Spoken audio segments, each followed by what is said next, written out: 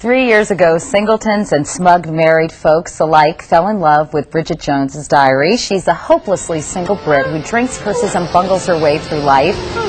And now her fans can finally get to see the highly anticipated sequel, Bridget Jones, The Edge of Reason. Oscar-winning actress Renee Zellweger is back in the title role, and we're so happy to see her. Hi, Renee. How are you? I'm great, Katie. Nice to see you. Nice to have you as well. You know, sequels, I think, for anyone, there's some risk involved. I can't see you doing Cold Mountain 2, the Reconstruction years, for example.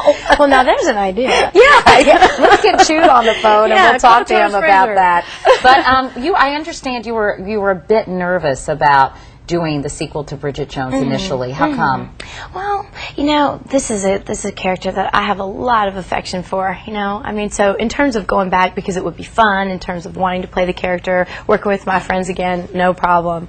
But, you know, I don't know. She was just so warmly embraced, first as a character in the book and then in the film. So many people have affection for her. I didn't want to do something that might disappoint people. But you were happy with the script and you thought that it would work, obviously. Yeah, well, the fact that Helen Fielding had gone ahead and, you know, the book was written, so the woman who had, you know, who had created the characters had taken the journey ahead anyhow, so I felt a little more confident than I might in another situation where we were just trying to figure out, okay, and then maybe they could, do you know what I mean? Right. So it made sense, and it felt like a good idea. It felt like, okay, it might be worthwhile, and there's no way to tell unless you jump in, you know. Well, we all love her because she is frumpy, feckless, the anti-sex symbol heroine, and just incredibly lovable. And I know the movie begins 6 weeks, 4 days, 7 hours, and 71 shags later. Can I say that? Let's take a look.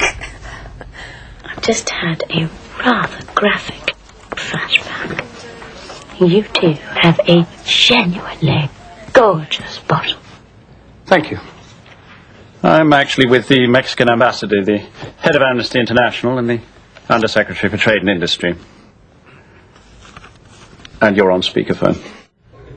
Oops. I hate when that happens, don't you? So was it more difficult to play her in love than it was looking for love? I don't know, actually. That's what was interesting about the challenge, actually, was trying to decide how it might be different, you know? Trying to decide how to show that she's grown in some way and how to implement that and where. But at the same time, kind of try to maintain that vulnerability that she has, that essence that makes people feel for her. You really get into character in a big way. First of all, your accent.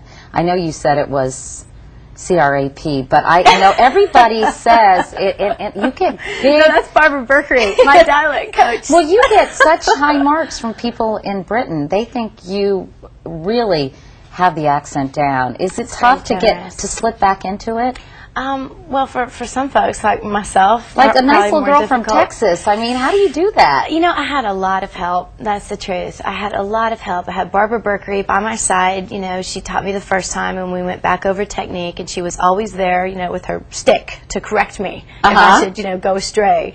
So I really depended on her for it. She was there every day, and I just kept it going every day so that it would be a habit, you know, and I wouldn't have to think about it so much. Right. And when I say you really get into character, of course, I know, Renee, you don't like talking about the gaining weight, losing weight, but man, I mean, that's hard work. People think, ooh, I would love to have to gain 20 or 30 pounds for a role. I'd love to be able to eat whatever I want. But I would think for a job, it's a lot of work to do that. Well, it's not as exciting as it sounds, like a big donut fest. It's just really technically very boring, you know.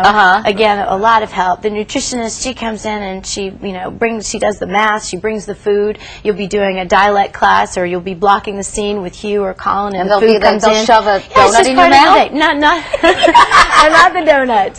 That was Sarah Milliken, the girl who works with me. She would every now and then, you know, go down to Harrods and treat everybody on the crew actually to just one day of unlimited Krispy Kremes. I could totally if there was time, but it was so technically boring, honestly. It was just eat the salad with the flaxseed oil and you try to be healthy about it. Right. There's a schedule, you know, and you have to keep up with it, and it's pretty rigorous. So. And you must get sick of talking about it too. I know you do, because Americans, I mean, everybody does. And then, by the way, I mean, you drop it, it seems like that, but that takes a lot of hard work too. It's been a year, and it's just, you know, it's just watching what you know, what you eat. And you're a That's maniacal runner, I understand. Do you run like crazy? Well, it's for my head more than anything. You Yeah. know? I need depend to on try to my start alone doing that. time, and yeah. It might be helpful.